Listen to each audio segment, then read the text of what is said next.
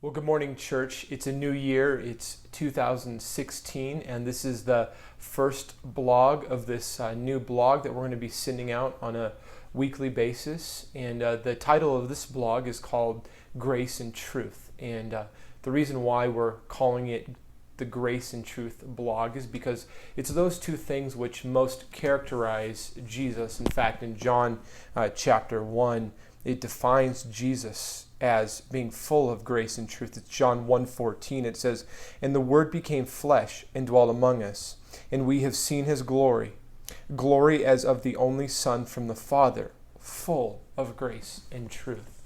And so as we start this new blog for 2016, it's going to be that which defines this blog, because grace and truth defines Jesus Christ. Thus, grace and truth should define us. And so as a part of this blog, what you're going to find is on a weekly basis, you're going to find new and fresh grace to live your life, encouragement to live as a Christian, and grace not only to receive for yourself, but to give to others. And then the second piece of this is going to be truth. How to live our lives as Christians in this world, how to live our lives by the word that God gives us and the words of Jesus Christ, and how to live in a counterculture way in very difficult times that we find ourselves in for today. And so that's what this blog is going to be about. It's going to be about encouragement.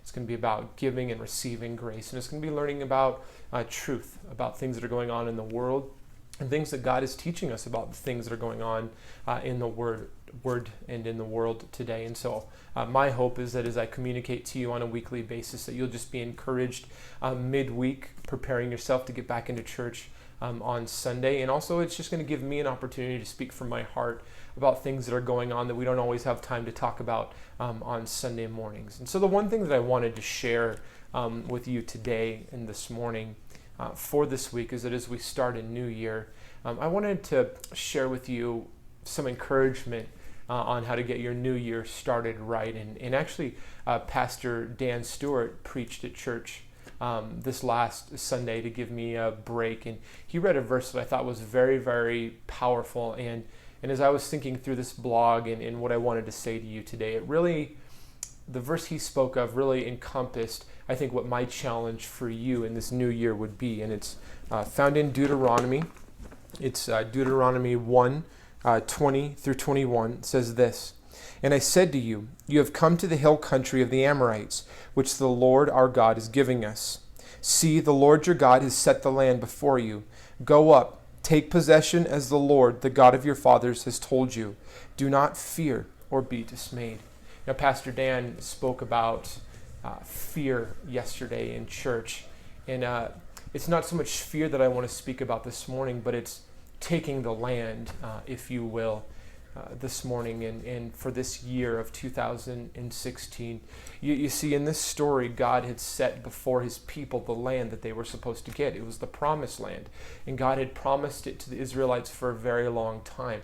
But what it took holy, righteous, and courageous men and women of God to finally go take the promised land that God had for so long promised to give his people. And I believe that message is the same for us today. We face a whole different world than we faced even just 5 or 10 years ago. We face different sorts of trouble and persecution, and now we face a whole slew of new challenges in our world, and both personally and both as a community. We have all kinds of things going on that this year in 2016 we're going to have to deal with. But what I want to encourage you with today and for this week and really for 2016 is this, is that God has set before you a plan. God has set before you a path and a way. And nothing will get in the way of that path if you follow him.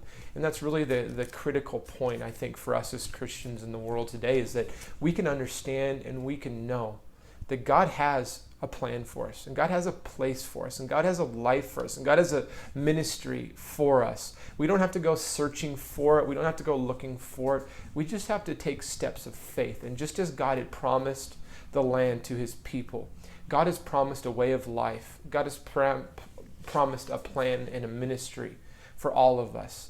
And so we all just have to get out there, just as God's people did in the Old Testament, and we have to take it. And so whatever it is that you face in 2016, It may be problems with family. It may be financial hardships. It may be ministry. It may be challenges with a job. It may be 101 things that I couldn't even guess this morning. But as you face those things, understand that God has a plan for you to overcome those things. God has a plan for you to beat those things and to defeat those things. God has a plan for you to take what he's promised for your life. And so my challenge for 2016 would be just to get after it.